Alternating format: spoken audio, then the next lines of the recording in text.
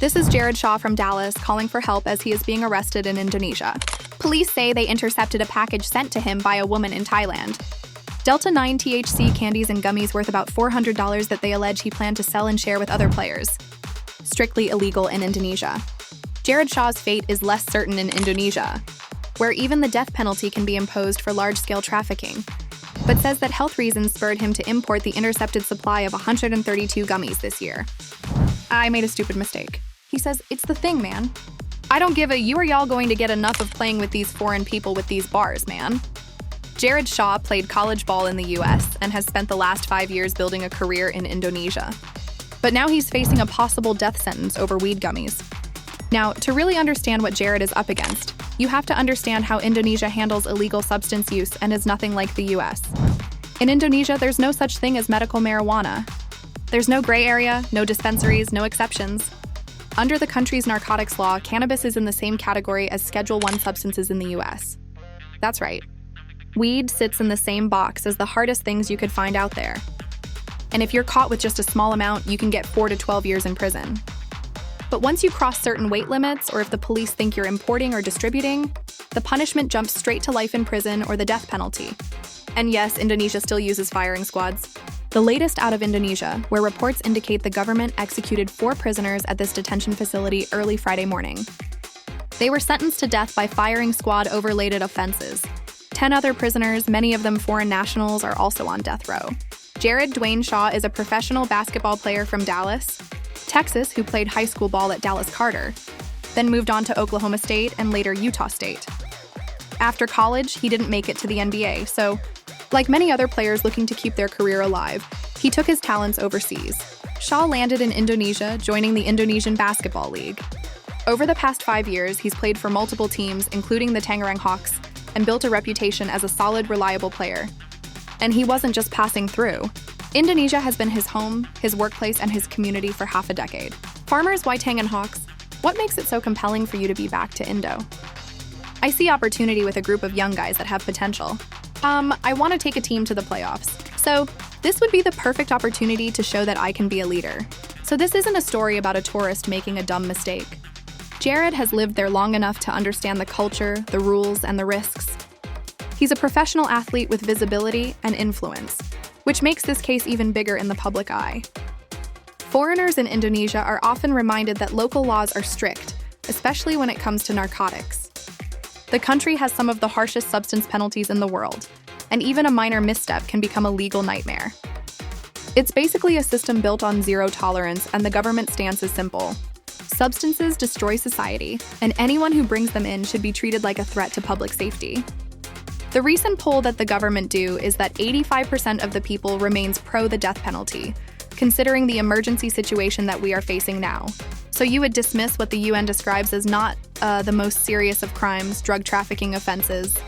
It's not dismissed because if we talk about the human right, you have also to consider the human right from the different angle about the victim of the drug trafficking, the drug abuse.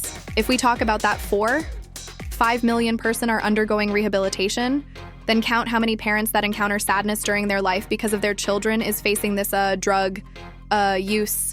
So what about the future of these children? What about the future of Indonesian young generation? So draconian death by firing squad. Again, it remains in our past. This zero-tolerance policy has been the law in Indonesia since the 1970s, and every few years they make a public example out of someone to remind the world. 2 Australians convicted in Indonesia of smuggling along with 1 Nigerian and 4 other drug offenders have been notified by authorities that they could possibly be executed by firing squad in a matter of days. 3 days before their execution, inmates will be transported to Nusa Kambangan Island of Java in Indonesia. At midnight, each inmate will be in separate isolated grassy areas by a squad of 12 executioners. The inmates will wear a white shirt and be led to the execution area by a priest or cleric. They will be given 3 minutes to calm themselves. The prisoners will be blindfolded and asked if they wish to stand, sit, or kneel. Afterward, a doctor will place a mark over their hearts. The firing squad commander will then yell, "Do it!" to the executioner standing within 5 to 10 meter range. Only 3 of the marksmen have live ammunition. The rest will have blanks. If the prisoner is still alive after the initial shots, The commander will then fire a final into their head above the ear at point-blank range. Indonesia has harsh punishments for crimes. So far, 6 executions have been carried out this year.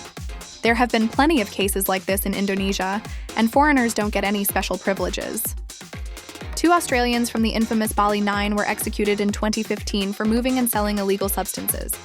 A 67-year-old British woman, Lindsay Sanderford, was sentenced to death in 2013 for smuggling, and she's still sitting on death row.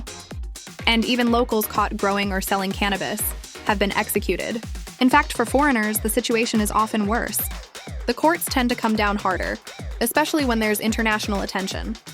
It's their way of saying our laws apply to everyone.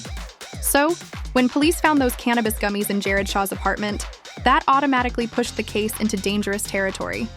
Even if it was just candy for medical use, prosecutors can treat it as illegal substance importation. And once you're charged with importing substances in Indonesia, the maximum penalty is death. So here's what happened to Jared. On May 7, 2025, Jared's life changed overnight. Indonesian authorities arrested him in Tanggerang Regency just outside Jakarta. Police say they found 132 cannabis-infused gummies in his apartment, nearly a kilo in total weight. Now, Jared claims the gummies were for his Crohn's disease, a condition he's battled for years. He says he used cannabis to manage his symptoms and may have shared a few gummies with teammates. But Indonesian law doesn't make exceptions for personal or medical use, especially when foreign nationals are involved. The country treats all substance possession, trafficking, and distribution as major offenses, and the penalties can be life in prison or even the death penalty for certain quantities. According to authorities, the gummies found in Jared's apartment were imported from Thailand, which recently decriminalized cannabis. But that doesn't matter in Indonesia. Bringing any amount of cannabis into the country, regardless of where it came from, can trigger severe charges. After his arrest, Jared's teammates terminated his contract, and the Indonesian Basketball League banned him from playing for life. The chair of the league said in a statement, "We don't tolerate players, administrators, or anyone in the field involved in drugs. There is no room for drug users in the basketball world." Meanwhile, the story quickly spread online, sparking international attention. Fans, journalists, and legal analysts started questioning the fairness of prosecuting a foreign athlete and how someone could end up in such a situation. But the case is complicated. On one hand, Jared has a medical condition and says he never intended to sell the gummies. On the other hand, the legal threshold in Indonesia is low, and authorities are known to apply the law strictly to foreigners. Past cases, including high-profile arrests like the Bali 9, show that Indonesia doesn't hesitate to hand down life sentences or even capital punishment when prosecutors can prove possession or intent to distribute. And this is why Jared Shaw's story isn't just a story about someone getting caught with weed. He's lived in a country with one of the toughest legal systems in the world for 5 years. And he must have understood the consequences of messing with any type of substance over there, especially as a professional athlete. For Jared, this legal context means that even if his intent was personal use, prosecutors could argue he was trafficking based on the amount that was seized. The law allows little room for negotiation, and past cases showed that the courts rarely cut foreigners any slack. And now Jared's arrest has sparked a heated debate online, and it breaks down into 2 main camps. On one hand, a lot of people are saying the punishment is extreme. Life in prison or the death penalty for cannabis, especially in the form of gummies for personal or medical use, really sounds excessive. Besides that, Jared has a documented medical condition and claims he only planned to use the gummies himself or share a few with teammates. So you have a lot of people now saying things like, death penalty for weed is crazy and getting the death penalty for cannabis is insane? But on the other hand, there are also a lot of folks saying that Jared should have known better. He has been living and playing in Indonesia for 5 years.